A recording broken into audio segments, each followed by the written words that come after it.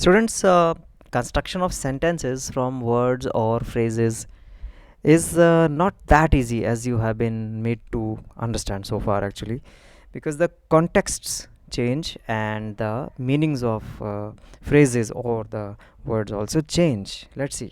So, I am up with some examples to bring my case home. See how. Let's take one word.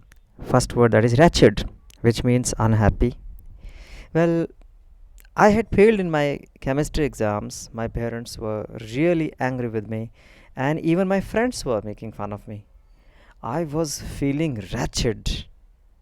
Do you see this? The last sentence carries this word wretched. It can have some other connotations and other meanings as well. But in this context, because I had to take three sentences. Do you see? Which make and create a particular context. So wretched, which helps you bring out the meaning, that is unhappy. I was feeling completely unhappy. On the brink of, on the brink of, about to. Now again a sentence within a context.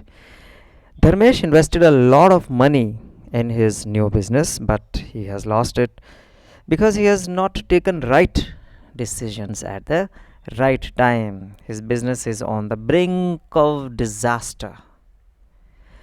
Well, the context should be such, my students, should be such that you should be able to take a meaning out of it or guess a meaning out of it.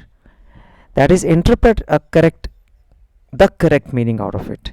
And this example is an ample proof for this. His business is on the brink of disaster.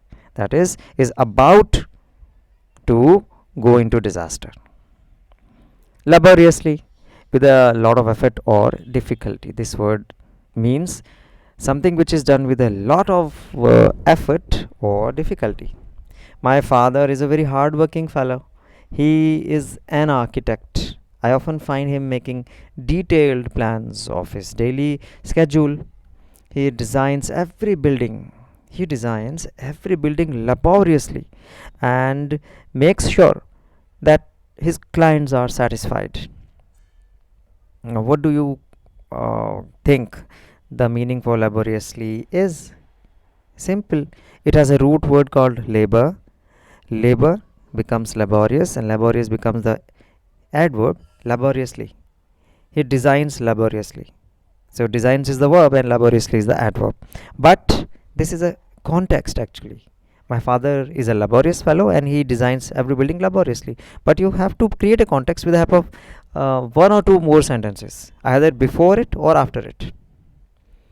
Let's say wandered into, went into. That is, went into by chance. Wandered is not actually on purpose, but yeah, by chance you went into somewhere or into something. Let's take a context. Last evening, I, along with my friends, were strolling in the marketplace. We had some time for leisure, so we wandered into the big bazaar. Just like that, we wandered into the big bazaar.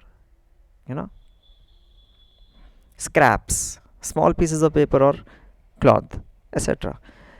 A sentence. Let's make a sentence, but let's weave it into a context. I happened to visit a nearby tailor's shop with my father last evening. He was stitching clothes. It was such fun to see so many scraps of clothes lying around him that seemed to be of no use to him. I suddenly thought we could ask for some of those scraps for my craft items. You know, best out of waste. Well, scraps.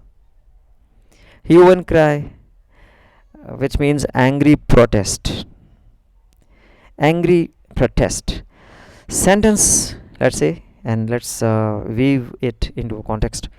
Today, in the first period, we had to go to the music room. We were going in a straight form when I accidentally stepped on Ramesh's foot. He shouted like anything. He even complained to the teacher. I wonder why he made such a hue and cry over nothing. Well, going by the total ambience of this whole context, you could guess you could interpret that hue and cry must be meaning he made a great big deal of nothing, big deal over nothing. It was just an accidental stepping over on his feet or foot.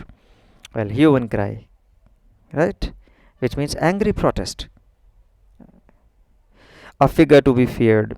A figure to be feared. A person whom you fear. The principal of our previous school was very strict. He always used to view, you always used to fear him a lot. So, in a way, he was a figure to be feared, right? Slip down, come down quietly and unwillingly. Come down quietly and unwillingly. Slip down without any effort, that is. But in this context, let's see, it was a dark night and everybody was fast asleep. The thief took advantage of the situation, jumped over the wall, and very quietly slipped down the stairs into the main hall. That is, his action of going down the stairs was as effortless as slipping down. Do you see how this slip down could be used in some other context also, like slip down the, slipped down the slope?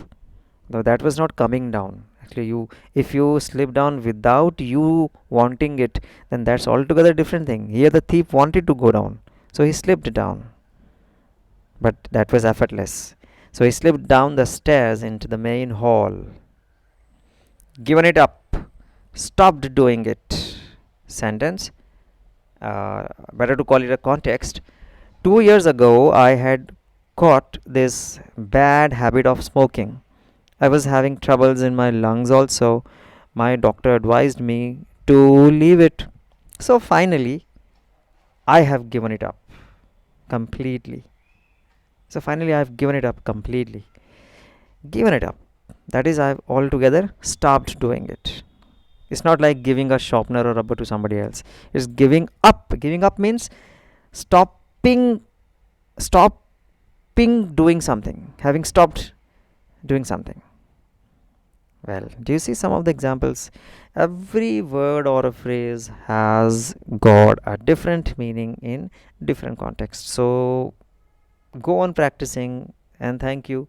So I'll soon come up with some more structural and conceptually uh, different thing that could be relevant for you in learning English. Thank you so much.